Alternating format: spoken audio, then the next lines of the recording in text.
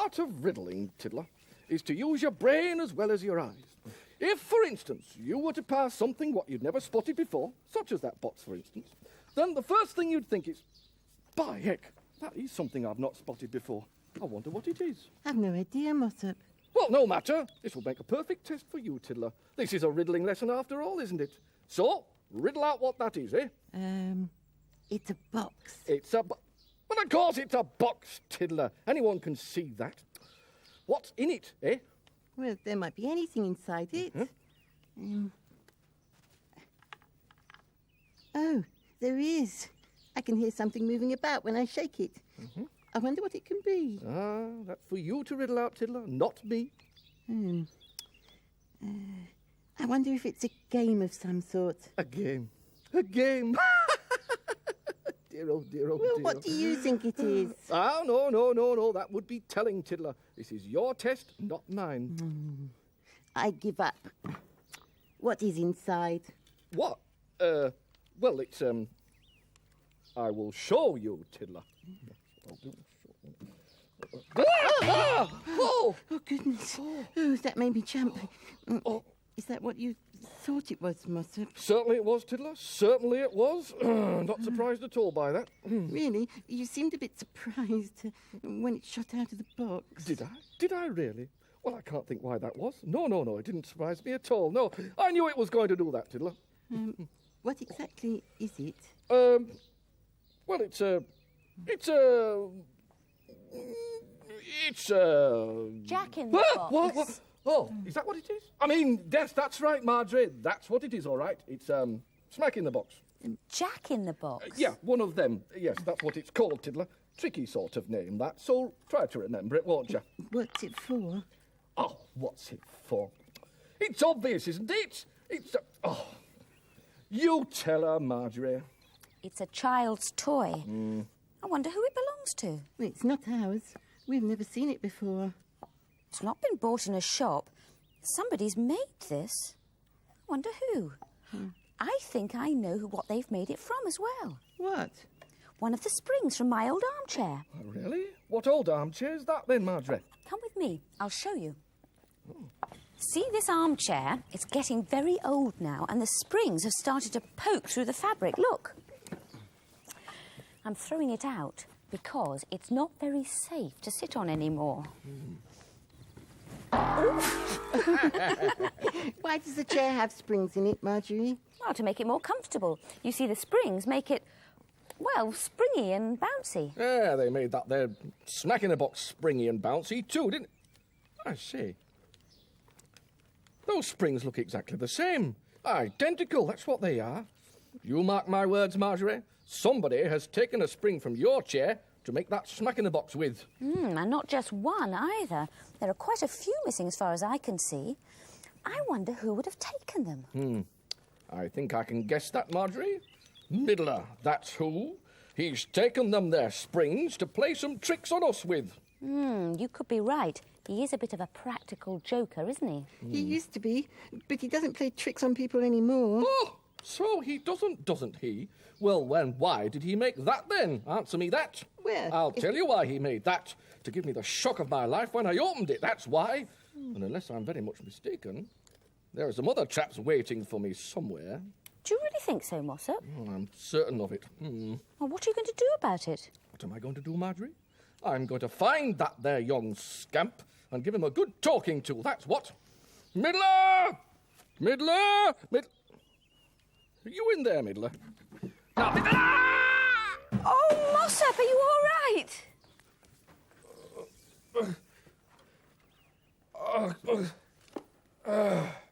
There, what did I say? That Middler. Wait till I get him. Middler, come here! Ah! Oh, dear.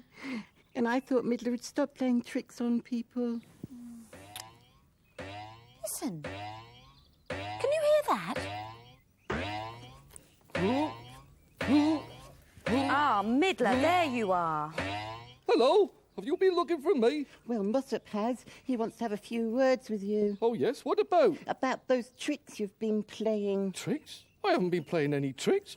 What are you talking about? We're talking about the springs you took from my old armchair. Oh, those springs. Well, I hope you don't mind me taking them. Only it looked to me as if that old armchair was being thrown out. So I thought I might as well use the springs. Why have you tied them to your boots? Well, I had this idea, you see. I thought that maybe... Well, you can explain that to us later. Right now, I want to know about the tricks you've been playing on Mossop. What tricks? I haven't been playing any tricks. Well, this for a start. That's not a trick. That's a toy. I made that for my baby brother. Really? Really and truly? Certainly. I'm good at making things, I am. Well, I can see that. I think it's very clever of you to have made this. And if it is for your baby brother, then I think that's a very kind thought. But what about that trap you set for Mossop in the greenhouse? What trap? There isn't any trap in the greenhouse, not so far as I know. Yes, there is. Well, if there is, I didn't put it there. Let's have a look.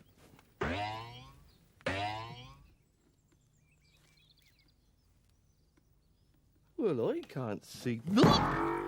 Oh, Miggler, are you all right? Oh, yep, I'm all right. Well, that was a good trap, that was. I wonder who put it there. We thought you had. Course I didn't. I'd hardly walk into a trap that I'd laid, would I? No, I don't suppose you would have. I think I'd better have another look at this. Be careful. Now then, steady as she goes.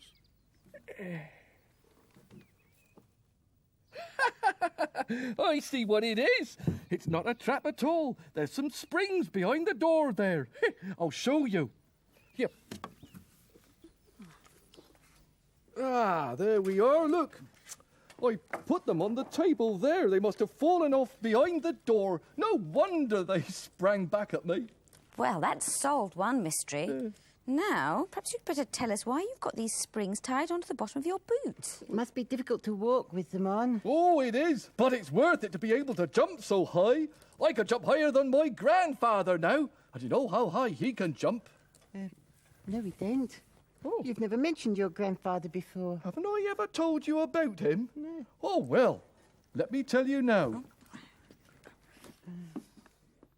Wandering Riddlers don't have a lot of room in which to practice sports. So we have sports that don't take up a lot of space. One of the favourite sports is jumping. Not running and jumping, but just bending your knees and jumping up as high as you can. Wanderer grandpas are especially good at this, and my grandpa was the best jumper for miles around. But one night when we made camp, I met another tiddler who said his grandpa was the best jumper. We had an awful quarrel about whose grandpa could jump the highest, and to settle the matter, it was decided that in the morning the two grandpas would meet and jump, and then we'd see who was the best. I went to find my grandpa. He was sitting peacefully behind the cart having a doze. "Grandpa," I said, "I've just told a tiddler that you're the best jumper ever." "Probably am," said my grandpa without opening his eyes. So I told him about the contest. "Good idea," he said. "There's something else," I said. I told him you could juggle while you were jumping. "Juggle?" said my grandpa, opening his eyes wide. "I can't juggle." Then he looked at me, and I knew I had to confess everything. "I said that you could juggle fruit." "Juggle fruit?" said my poor grandpa. "Whatever made you say a thing like that?" "I don't know," I said, and indeed I didn't. I just suddenly found myself telling the tiddler that my grandpa could jump and juggle oranges, apples, bananas and cherries. Well, my grandpa enjoyed a challenge, and so we gathered the fruit together, found a quiet place in the forest, and he began to practice. He got the hang of it quite quickly, and soon he was jumping as high as ever and juggling the fruit. The only problem being the bananas. Some of them went skimming away like boomerangs, you see, and then came back so that we had to duck so as not to be hit.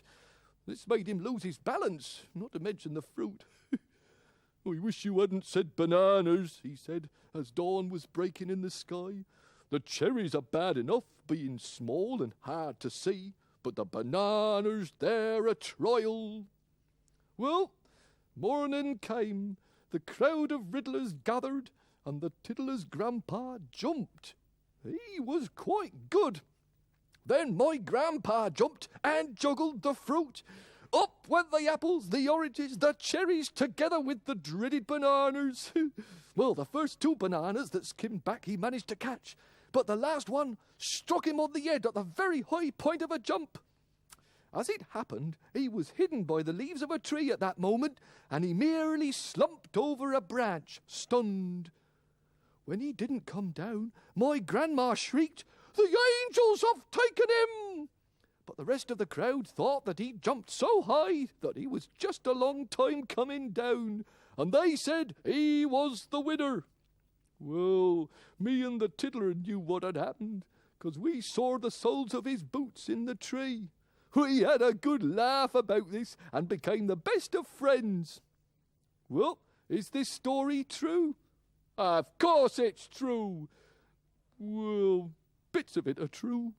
Well, he does sound a sporty old gentleman, your grandfather. He is. I've always wanted to be able to jump as high as he can, and now I'll be able to jump even higher thanks to these springs. Well, are you sure it's safe? Oh, positive. I've been practicing in the field next to your garden. I didn't fall over once. How high can you jump with them? Shall I show you? Yes, please. Right then, stand back and watch this. You won't believe your eyes when you see this. I'm the highest high jumper you ever did see. There's no one can jump any higher than me. Bouncing on springs, up here so high. It's as though I had wings and I knew how to fly. There's no one can jump any higher than me. I'm the highest high jumper you ever did see. Now that's a fact. Whoa! Don't want to do that too often. I'm the highest high jumper you ever did see. There's no one can jump any higher than me. I feel I could soar over lampposts and trees and do it what's more with the greatest of ease. There's no one can jump any higher than me. I'm the highest high jumper you ever did see. Oh, my goodness, where's he gone? Come on, Tiddler. Middler! Setting traps for me. I'll teach him to set traps, that I will. Hey, what's that? Oh. Middler? Middler, are you all right? Oh. It's not Middler, Marjorie, it's Mossop. And no, I am not all right. I have just been bounced upon by an extremely large and aggressive kangaroo. That wasn't a kangaroo, that was Middler. I hate to disagree with you, Marjorie, but a kangaroo is definitely what it was, and a very bouncy one, too. Couldn't have been Middler. He can't jump as high as that. Oh, yes, he can, Mossop. He's got springs tied to his boots. Springs? So, another one of his tricks, eh? Oh, no, Mossop, this was an accident. I wonder where he's got to. Oh, there he goes, Marjorie. He's still bouncing.